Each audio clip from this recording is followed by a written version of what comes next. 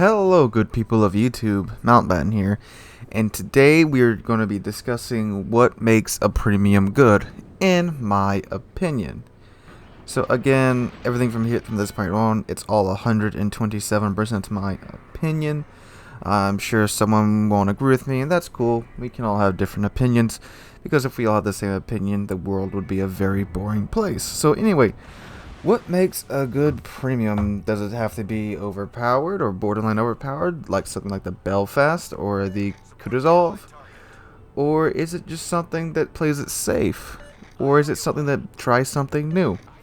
Well, in my opinion, the best premium ships, two of the best premium ships that came out in 2018 were the Tier 8 American Premium Battleship Massachusetts and the Tier 8 British Premium Battleship Vanguard. And we're going to take a look at both of these ships, and I'm going to explain why these ships are very good examples of what makes a good premium, again, in my opinion. So let's start with the Massachusetts. It's no if you watch this channel at all during 2018, especially around the time that Massachusetts came out, you guys will know that I absolutely adore the Massachusetts. She has 9 16-inch guns, and then she has those lovely 5-inch secondaries, which you can get up to 11 kilometers with the secondary build.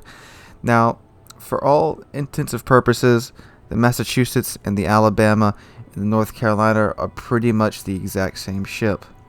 All three of their ships have very similar stats. It's just a couple of tweaks to the numbers here and there, but Massachusetts is probably the biggest deviant from the North Carolina. The North Carolina and the Alabama, they're so close. The Alabama is pretty much North Carolina with more AA, and slightly better armor, and slightly worse Sigma.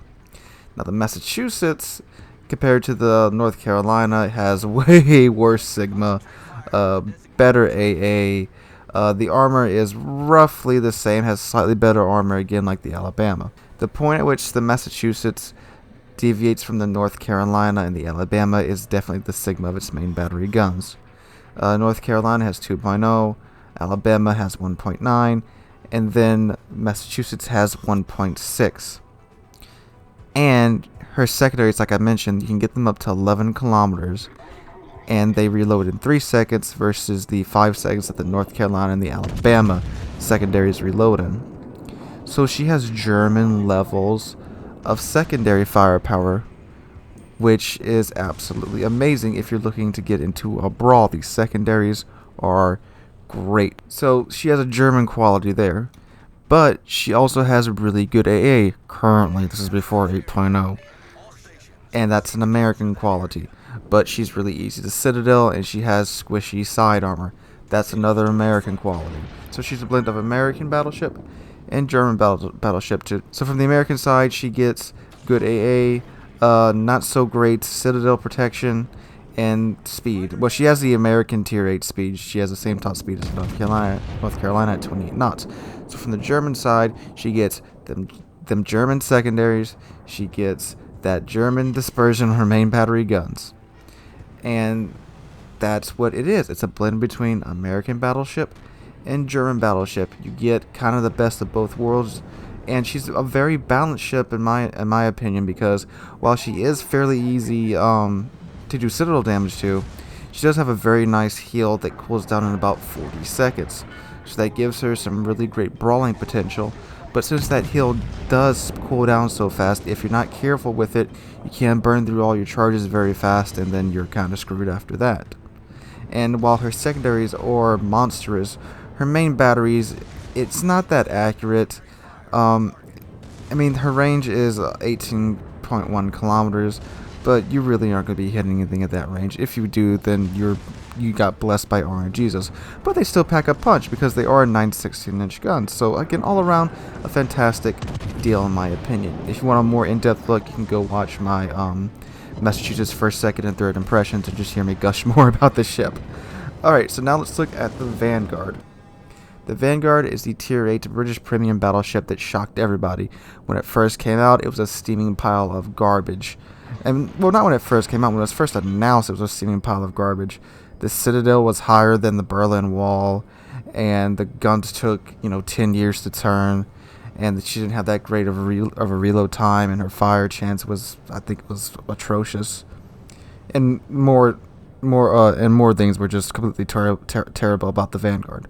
But when the Vanguard got out, which, I mean, God, that thing came out so fast from announcement to release, was, I think, maybe 3 months, if that. So let's take a look at the Vanguard. She has normal battleship AP. For those of you that don't know, the British battleship line has this short fuse AP, which means it's really good at doing damage to cruisers and destroyers. Well, not even destroyers anymore, because after the battleship AP nerf, that kind of really screwed over British battleships there. But against battleships, you can still get decent pins with it, but it's pretty much impossible to citadel about another battleship with a British battleship unless you're really close because of that short fuse. And she also gets cruiser-like maneuverability. Her rudder shift time is 9 seconds.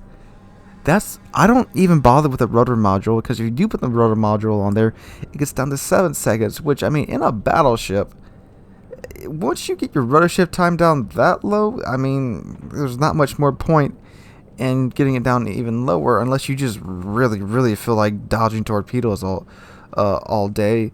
When, I mean, you can fit a better consumable in there that helps the ship out, in my opinion. But I mean, a 9-second rudder shift time on a battleship is ridiculous enough. And then she also has 32 millimeters of armor all the way around, which is, again, another British battleship trait. And she also has good AA, which is a British battleship trait. So while the Vanguard doesn't really borrow from another tech line per se, she does borrow from another class. So she's a battleship with cruiser-like traits. So you could argue that she's a battle cruiser, which, yeah, I would say she could be argued as a battle cruiser, but I mean, god dang, that's a freaking huge battle cruiser. I mean, if you look at the Kronstadt and the Alaska, while they are battle cruisers, they are still smaller than the Vanguard. I mean, they're not small in any way, shape, or form, but they still aren't as girthy as the Vanguard is. The Vanguard's a very long, sleek ship. So she's still, in my mind, a battleship. If you would argue that the Vanguard was a battle cruiser, she's definitely more toward the battleship of the battle cruiser definition, because she is, of course, so huge, and she does have 15-inch guns, and not, I think the Vanguard, I think the Alaska and the Kronstadt have something like 12-ish inch guns. So she's a mixture of two different things thrown into one. That makes a very, very good premium, in my opinion, because it's something different. Because if you look another premium that is considered to be a fantastic premium, the Tirpitz, it's a Bismarck copy pasted.